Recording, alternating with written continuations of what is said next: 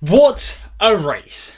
I bloody love this circuit, and hey, the entire weekend was brilliant all the way from FP1, F2 and then to the race. This is what racing is all about. And hey, even F1 Fantasy went my way this weekend, just not having any DNFs to my name. Thankfully, after that disaster class in Canada. So let's go through the entire weekend and go through some of the best bits from the Austrian Grand Prix.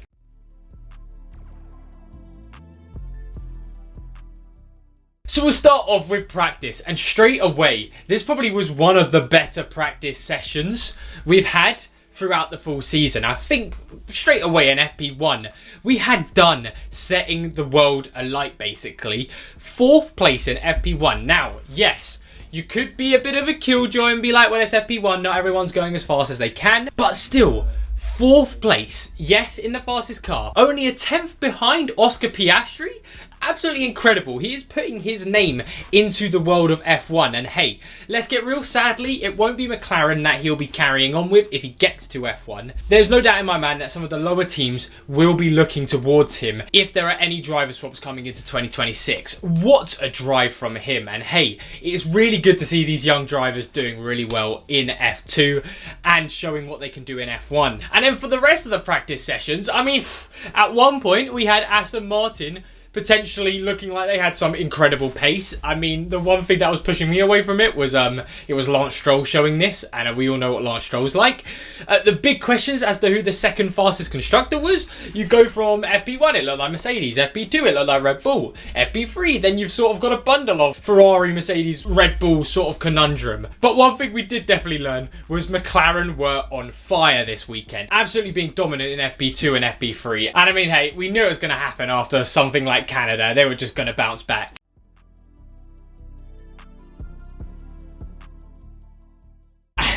And then we got onto the Saturday session of qualifying, and it was absolutely fire. In Q1, we had 5 different teams not making it through in Q1. We had Hulkenberg in the Sauber, Sainz in the Williams, Tsunoda in the Red Bull, Ocon in the Haas, and Stroll in the Aston Martin, all going out in Q1. Then we sort of dialed it down a little bit in Q2, nothing crazy happened. But then Q3, wow. Lando Norris, what a lap. 5/10 quicker than the next closest car of Charles Leclerc, getting pole position. And up to this point in the weekend, he had been on fire with his pace. It was absolutely incredible to see. Now, without Gasly's spin, do I think Piastri would have been able to match Norris or potentially beat him? No. But I do believe, of course, Gasly had a spin. It ruined a lot of people last lap in Q3. However, I do think Piastri would have been around a 10th to 3/10 behind Lando Norris, so he would have been in 2nd place. Who knows where Verstappen would have been, but he probably would have been fighting with the Ferraris. But no doubt in my mind, no one was beating a lap like that. He got into the 1:13s. It was incredible. No one else managed to do that in qualifying. And that meant for F1 Fantasy, Final Fix started to get talked about a little bit, and luckily for me, considering I couldn't actually afford to do Piastri to Norris, I decided it wasn't a good idea. It wasn't, thank God, in F1 Fantasy terms. But even still, just having Charles Leclerc on the front row in a Ferrari, what a turnaround. It's been such a weird season, man. I can't tell you how much you can't predict where Mercedes and Ferrari and Red Bull are going to be each weekend. Ferrari and Canada were nowhere. All of a sudden, in Austria, they were the 2nd best team. And guess what? They hadn't really shown that much pace in the practice sessions as well. It's just insane. We never know coming into each race weekend who's going to be the best.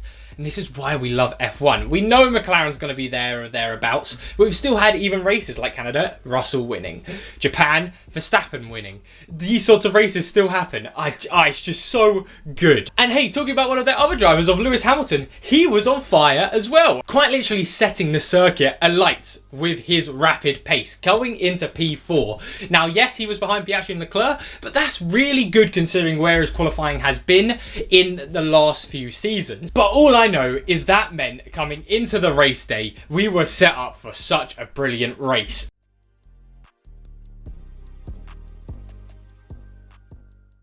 And I mean, wow, before we even started the race, there was already drama. So many drivers have been on fire this weekend for pace and all of this. And Carlos Sainz wanted to join in with the fun. He was on fire. Again, like Hamilton, quite literally. His brakes were alight before the race even started. He was out. Such a shame if you have him in F1 Fantasy. You can't predict anything like that. I do think the -20 is too harsh for something like that. Absolutely ridiculous considering he didn't even start the race. But poor Williams, man.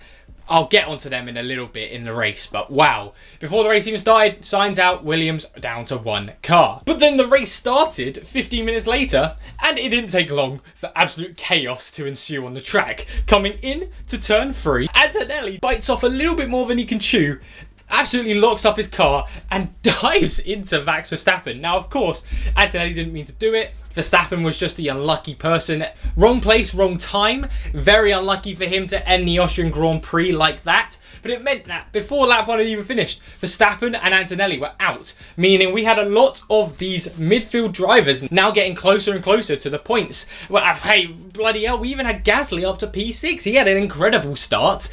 Bortoletto was still in P8. It was really queuing up to be an absolutely phenomenal race. And hey, Alex Albon was recovering for Williams, getting into the points as well. And it wouldn't take long for him to overtake Gasly. It was looking like it was going to be great for him. And then it wasn't. Alex Albon then had a DNF, mechanical issue. What is going on with Williams' reliability? It's so frustrating because they could easily be getting 100 plus points this season. And they're not going to be doing it if they keep on doing stuff like this. And hey, talking about DNFs and crashes, the entire race was just so crash heavy. You had Tsunoda and Stroll, Tsunoda and Colapinto, Colapinto and Piastri. Yes, Colapinto, the driver being lapped, almost taking out Piastri. It has to be the best team radio we've heard all season long as well from Piastri.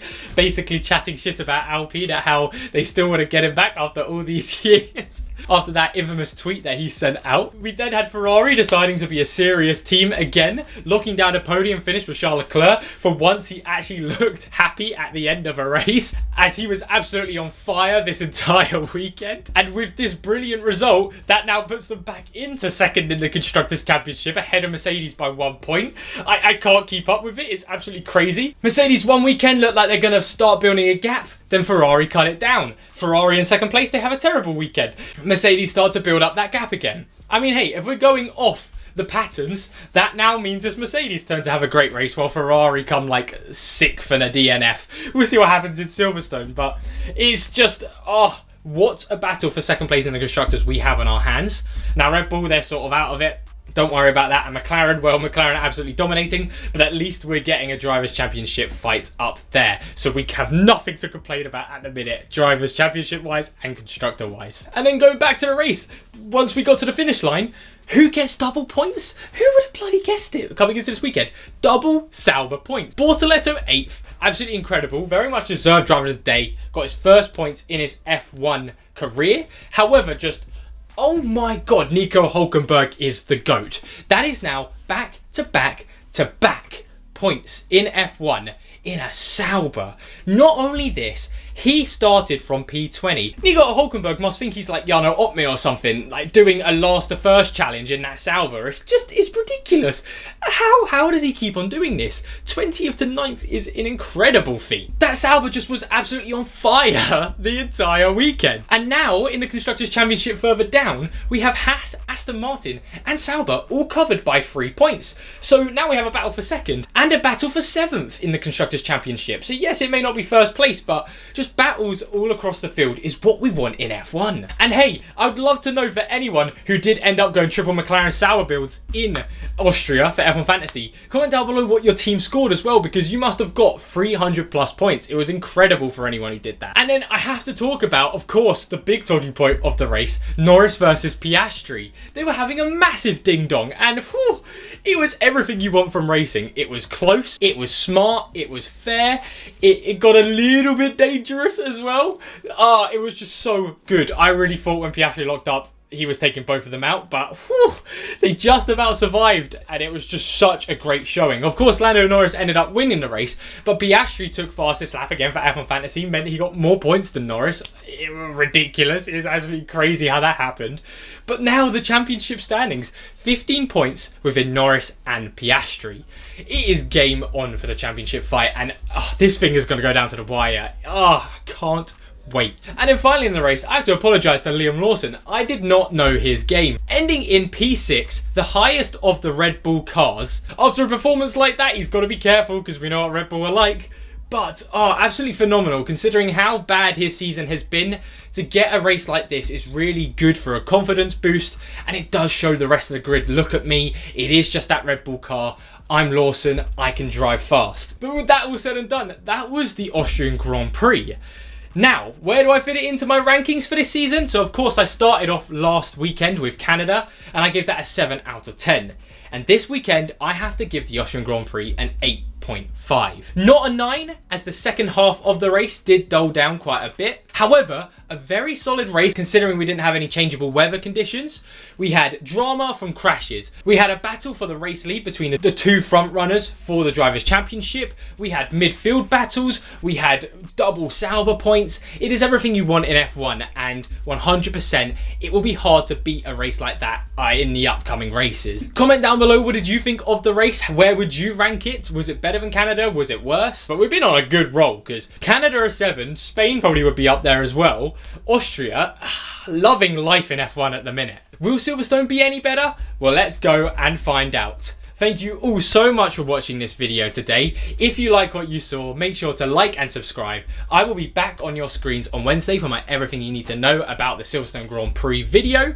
But until then, enjoy the rest of your day, enjoy the rest of your week, and take care.